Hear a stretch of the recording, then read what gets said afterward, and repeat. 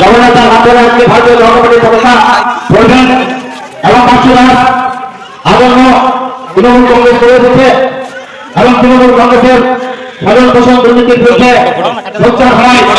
তার রাজীবত কয়েকদিন আগে 5 জানুয়ারি বিবেকানন্দের জন্মদিনে যে তার সমস্ত সম্পর্ক ছিন্ন করেছে সেই বাচ্চুদাস এই এলাকার তরুণ তুর্কি সমাজের একজন জন নেতা বাচ্চুদাস জগন্নাথের হাত ধরে ভারতীয় জনতা পার্টির পতাকা নেবেন এবং 23 তারিখে একটা বিপ্লব করাবেন কাটিপাড়ার বুকে, কাটিপাড়া অঞ্চলের বুকে। জগন্নাথ দিনের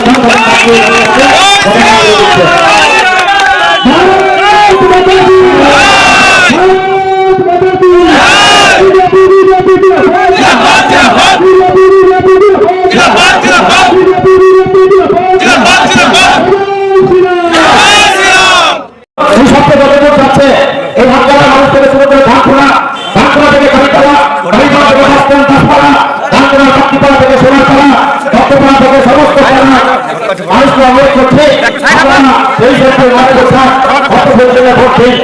অনেক কথা বলা আছে, কিন্তু বলার একটা সময় নেই। এই এলাকা কিন্তু দীর্ঘদিন থেকে বঞ্চিত হয়েছে। একসময় যারা রাজনৈতিক আন্দোলন করেছেন, তারা রাজ্যকে কাটিয়েছেন, যারা বামপন্থী করেছেন তাদের নেতৃত্ব অধিকার থেকে রাজ্যকে কাটিয়েছে।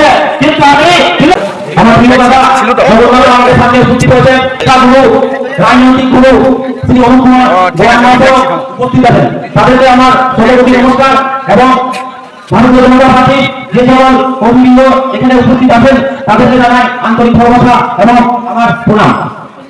আমি খুব একটা ভালো বক্তব্য রাখতে পারি না, তবু দু চার কথা বলছি আপনাদের সামনে।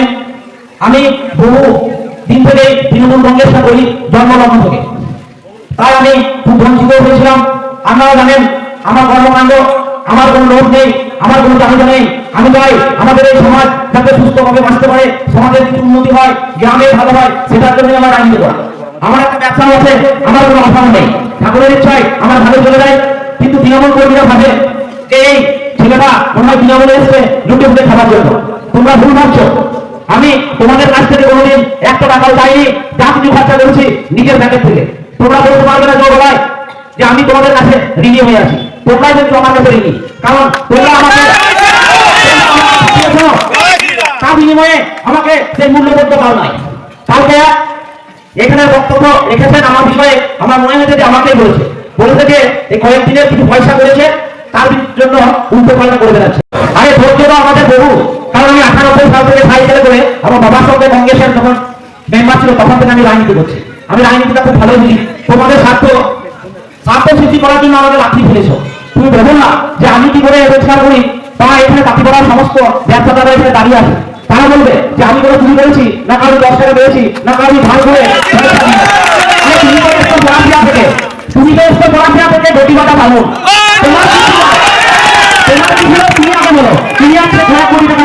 আমি তো ভাই কত টাকা আমি মালিক? আমি 50 লাখ 1 কোটি